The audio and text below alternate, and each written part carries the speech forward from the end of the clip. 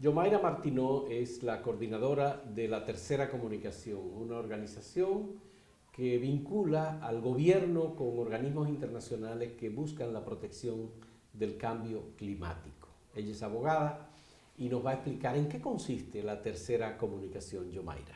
Muchas gracias, don Fausto. Bueno, la Tercera Comunicación es un proyecto que nace en cumplimiento a un convenio internacional, que es la Convención Marco de Naciones Unidas sobre Cambio Climático. Y básicamente el convenio lo que busca como objetivo general es estabilizar las emisiones de gases de efecto invernadero a nivel global, de manera que se evite lo que es el cambio climático, que por lo menos se suspenda el crecimiento de estas emisiones que afectan. Cuando decimos tercera comunicación, significa que hubo una primera y una segunda. En efecto, hubo una primera y una segunda en cumplimiento a ese mismo convenio que les mencionaba.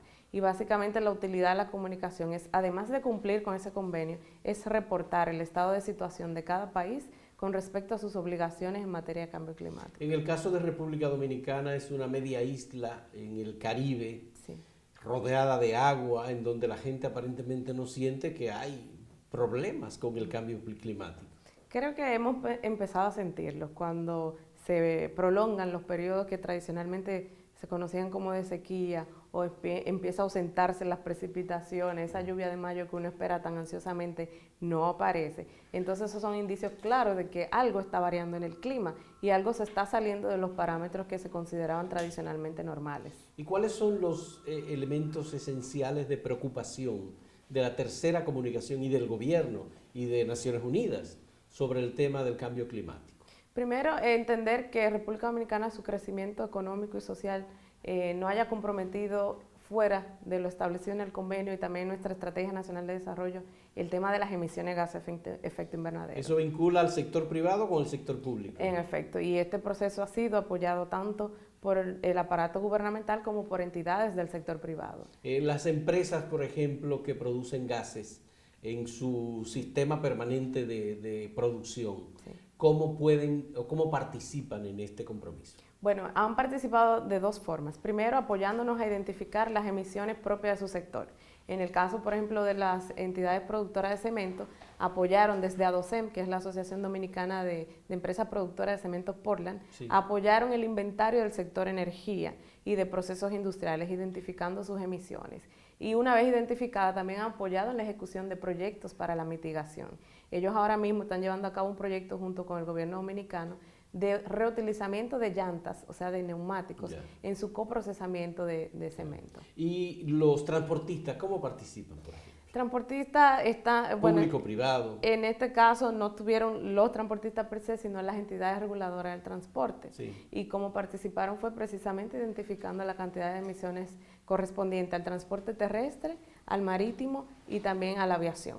Y los casos de producción avícola, por ejemplo, granjas que generan una terrible preocupación en sectores poblacionales que son afectados, o la industria porcina, por ejemplo. En efecto, bueno, también nos apoyaron a través del grupo de trabajo de lo que se llama forestería, uso del suelo, cambio de uso del suelo, y que tiene que ver con agricultura, y fue liderado por el Ministerio de Agricultura ese proceso, y nos apoyaron entidades como la Junta Agroempresarial, el CONIAF, el IDIAF, instituciones de la región norte que trabajan con el sector agrícola, o sea que también ellos estuvieron evidenciados en este proceso. ¿Podemos decir que el país estará en condiciones próximamente de determinar la cantidad de lluvia, el momento en el que se produce cada una de estas lluvias, prevenir, por ejemplo, los efectos destructivos de determinados fenómenos que conocemos, el tiempo, Sí, por ejemplo, el periodo de huracanes? En efecto, uno de los productos de esta tercera comunicación serán los escenarios climáticos,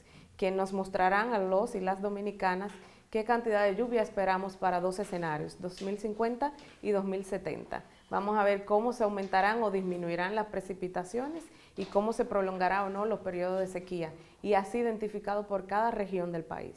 Es decir, que yo en el mes de septiembre puedo prever, por ejemplo, que el día 19 de septiembre podría llover. Sí, podría hacerlo para quizás utilizando esa proyección, aplicarla al año 2016 y prever si hace una boda o no en esa época. Pero eso es muy importante, sobre todo para la producción, por ejemplo, Para o el todo. gobierno para tomar medidas y prevenir los efectos de la sequía o de las inundaciones. Para todos los sectores. Yo le ponía el ejemplo de una boda para que el ciudadano de a pie entienda que también él lo puede aplicar en su familia. Pero claro que sí, sectores especializados podrán utilizar para variar quizás los periodos de cosecha o de cultivo de un producto en particular. Le digo, Yomaira, una impresión que tuve. En principio me parece algo muy teórico, pero ahora que usted me lo explica, esto tiene efecto directo en mi vida, en mi programación, en mi cotidianidad. Entonces, ¿cómo hacer entender a la gente que el cambio climático está vinculado con su quehacer cotidiano? Bueno, habilitando espacios como este informativo y de construcción de conciencia pública es un primer paso. Lo otro es enseñándole a ellos cómo estos productos técnicos tienen esa incidencia. O sea, nosotros pretendemos, además de esta visita, seguir empoderando a otros grupos sociales de la información que se obtenga de estos procesos de estudios climáticos. O sea, tratar de aplatanárselo de una manera tal que tanto el transportista como el hacedor de políticas públicas en temas de aviación puedan estructurar una estrategia de reducir las emisiones en ese sector. ¿Y en realidad el gobierno está comprometido con eso? ¿Usted cree que es verdad? Sí, se sorprendería darse cuenta. El mismo IDA, que es el Instituto Dominicano de Aviación Civil, ya lleva a cabo una estrategia de mitigación en consenso con los aeropuertos internacionales del país que será prontamente llevada a su ejecución. Ya, bueno, pues nos alegra muchísimo que sea de este modo y que haya una coordinación entre el sector público, el sector privado y los organismos internacionales. Los fondos para esta tercera comunicación, ¿de dónde provienen? Los fondos a nivel internacional, todos los países en vía de desarrollo que suscribieron en la Convención Marco tienen apoyo de instituciones como es el Fondo Mundial para el Clima y el Programa de Naciones Unidas para el Desarrollo. Tanto aquí como Cuba, Costa Rica tienen apoyo de estos fondos para que capaciten sus instituciones y contraten expertos que puedan apoyarlo a elaborar sus comunicaciones nacionales. Es decir, que no es solamente una acción del gobierno, sino también que el gobierno lo que tiene que hacer es empujar políticas públicas de protección del medio ambiente y de búsqueda de opciones para preservar frente al cambio climático. Exactamente, es un esfuerzo mancomunado de gobierno nacional, gobiernos locales incluso. ¿Usted no es funcionaria del gobierno? No, soy consultora independiente que he sido contratado para este fin. Y es la coordinadora de la tercera comunicación. Exactamente, pero conmigo hay todo un equipo de trabajo desde la unidad de gestión hasta consultores nacionales e internacionales que han apoyado el proceso de realizar. ¿Cómo usted se vincula con Omar Ramírez? Bueno, él es uno de los miembros del comité directivo del proyecto y quien representa al Consejo Nacional para el Cambio Climático y Mecanismo de Desarrollo. Eso es lo que sé, que Omar Ramírez es el representante designado por el presidente de la República en el Consejo Nacional para el Cambio Climático. En efecto. Y del otro lado entonces está la señora Zoila González de Gutiérrez, que es la viceministra de Gestión Ambiental que representa al Ministerio en la tercera comunicación. Bien, Yomaira, pues agradezco muchísimo sus palabras y espero que esto pueda servirnos para entender las consecuencias que tienen nuestros actos como empresa, como ciudadanos, como gestores de negocios incluso, y también como madre y padre de familia, frente a una responsabilidad que tenemos con la protección del medio ambiente. Muchas gracias a Yomaira Martínez Soto, coordinadora de la tercera comunicación.